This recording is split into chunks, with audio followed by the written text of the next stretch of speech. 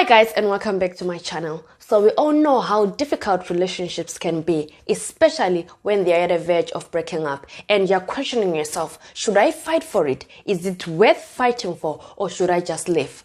And sometimes it might be the most difficult thing that any kind of a relationship can ever go through, especially if there are kids involved. You are saying to yourself as a mother or as a father, should I stay for the sake of my kids, or should I leave because I'm no longer happy in this relationship? Somehow it has become unbearable to live with my wife, to live with my fiance, to live with my girlfriend, and I just don't know what to do. I don't know if I can fight for it anymore and if it's worth fighting for. But at the same time, I'm so confused because I still love this person, but the way they have treated me, I don't think I can save this relationship. I don't have the energy anymore. I don't know what to do. I've tried everything to make them not to hate me, but they keep hating me over and over again. But I still want to stay in this relationship, or I am just confused.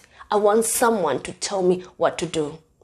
I want someone to advise me on what to do. And here I am. I'm going to tell you that it is possible. Anything under the sun is possible as long as you believe in it and as long as you're going to put more effort into it. Turning a toxic relationship into a healthy relationship is going to require a lot more than any relationship requires. It's going to require a lot of care, commitment, patience, especially patience. It's not like things are going to turn around in a day or overnight. It's going to require a lot of patience from both parties. And commitment. You have to know that it's going to require a lot of commitment for you to start to build again what has been destroyed. It's going to require a lot of commitment, a lot of effort, a lot of sweat and hard work to be put into that relationship to become healthy again. But you know what? It is possible. And I'm here to give you the tips that you can try and apply. If you're saying to yourself, I have exhausted everything. I have thought over and over again what I can do. And no matter what I apply, I just see that it is not working. Don't worry. I know what you're going through. I have been there. I've said it many times that last year, me and my husband separated for 3 months. We both thought it was over. I thought it was over, but what I'm telling you is it is possible. Here we are today. We are a living proof that things can change.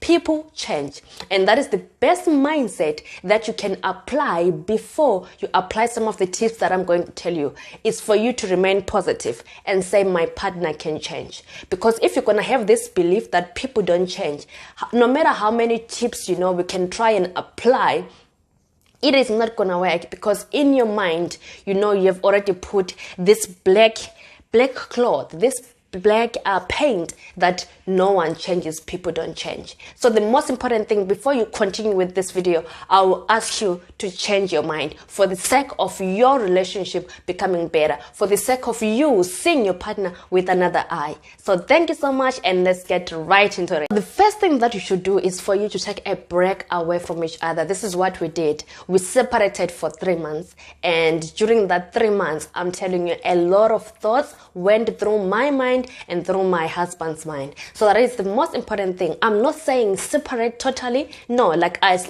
we thought like we had separated for once and for good. But I'm saying take time away from each other. If it means maybe you moving back to your mother's place or your sister's place, or just crashing with friends, just take time away from your husband, away from your boyfriend. And during that time, what I will ask you is to take time. If you have a diary, take a diary and sit down and think, when did things start to go wrong? What happened? That was the first thing that contributed to our relationship getting sour, getting to where it is now. And while you're thinking about what started this thing, what really went down, what really went wrong, I'd want you to also consider your own fault into turning the relationship to be unbearable, into turning the relationship to be toxic. Because I know how easy it is to point fingers and say, it is all your fault. But in a relationship, remember, it's a partnership, and you have to all work together for your relationship to be healthy. So during that time, don't point at your partner, whatever thing they did wrong. Just think about your fault first. Let's say, for example, maybe your husband or your boyfriend or your wife was saying to you, you are not emotionally available. Every time I come to work, I just want to talk to you, and I think you're occupied with other things. You are never there for me. And you're saying to yourself, I just don't understand why you are saying I was never there for him. I was there day in and day out. But realize that physically you were there, but emotionally you were never available. That person, your husband, your boyfriend, your wife, was feeling emotionally abandoned. So think about those things and say to yourself, where did I go wrong? What did I contribute towards what is happening at the moment in our relationship? And once you start from there, you realize that you are also at fault. Of course, it might be to a lesser extent, but that doesn't mean that that doesn't count. So that is the most important thing. Take time away from each other. Talk to your partner and say to them, you know what, I think we have to take time. We are not breaking up, no, but I think we have to be apart. And I believe that once we're apart, we'll be able to think clear. And ask them to do the same and say, I would like you, to look into your own contributions, and I will do likewise. So that at the end, when you do come together, you've got something. If it's a diary, you've got something to present and say, this is what I think I contributed. And while you are coming together and saying, this is what I contributed, don't argue. No, it is a time to just sit and listen to what the other partner is going to say. Because the most important thing is for someone to really, really listen and listen good. So that you don't misunderstand anything. And during that time, while you are presenting your things, where you don't understand, don't assume. It is wrong to assume. Ask a direct question and an honest question, and believe that you're going to receive an honest answer. Don't say, no, you're lying. No, just give them time, to actually speak. And the other thing that I'm going to say is stop adding fuel to the fire. You already have problems. Stop adding more problems into that. Especially maybe now that you're apart, your husband or your fiancé or your boyfriend says to you, can you please not text me for the certain period of time? I know how difficult it is. You can be looking at your phone. Like me, what I was doing, I was going on WhatsApp, seeing what time my husband was last online. I wanted to text, but I knew he had said, I don't want you to text me. I just want some space. I just want to be alone. I want to think. And I said the same thing, but, it was so difficult, when you're used to talking with someone every day and now they are not available. I understand how difficult it can be. But when they have said so, try to respect that space. No matter how difficult it is, try to respect it. It is what they want. It is that space that they want at the moment. Try to respect it. Don't add fuel to fire. Just relax, and do your part. Do your part of being the best version of you, so that when you do come together at the end of it all, you are now a changed person. Those things that you looked into and say, I messed up on this, you won't repeat them again. But if you are going to focus your mind on thinking, what is it doing now? Who is it texting? Blah, blah, blah.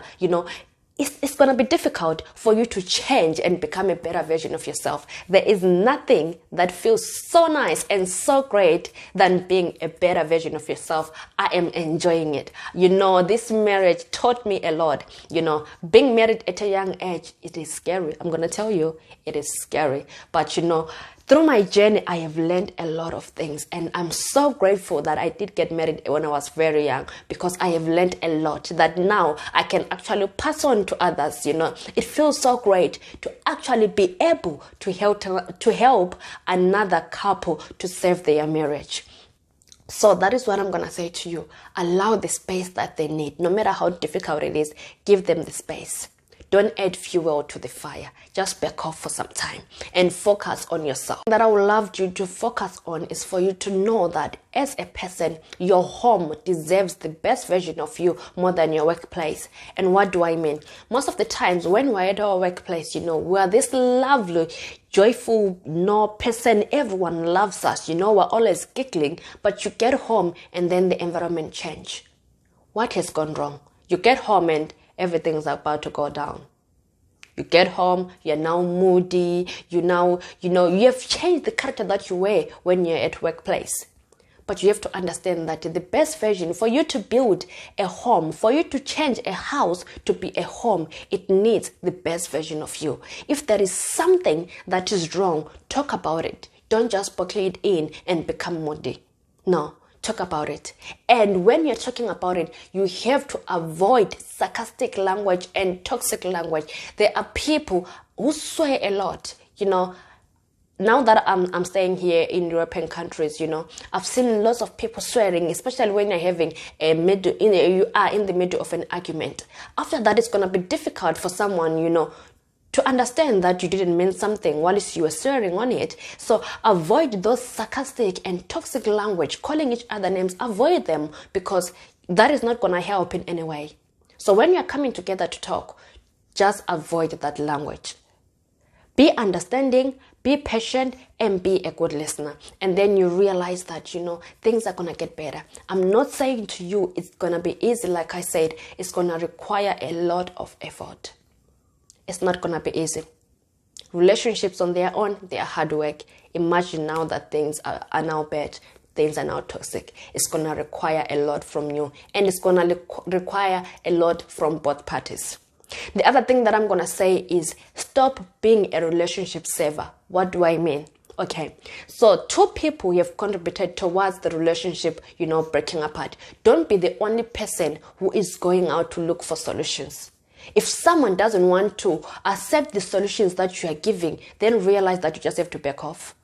They don't appreciate what you're trying to say. They don't appreciate what you're trying to do. But if they are understanding and say, okay, this is what you want us to try. Let's try it out. Let's see. Be grateful, that someone is listening to something that you're saying in the midst of all this crisis. Be grateful about that. It is a small thing, and you might think that, it just doesn't matter. I'm going to tell you that it does. Being grateful, it does.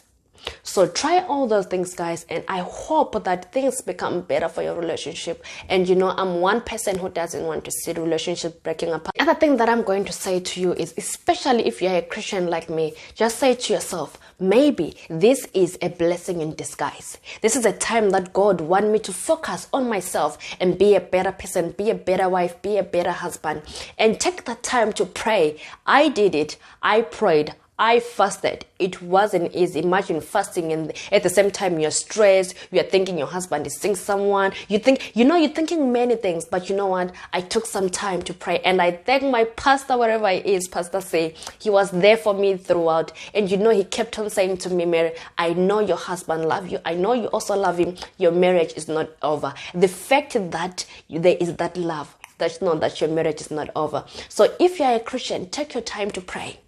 Ask God to reveal to you the things that you are doing wrong and how to solve them. If you're a Christian and you believe that God speaks to you, I believe that He spoke to me during my dreams. When I sleep, everything that I would dream about, I'll wake up in the morning and write, what did God say to me?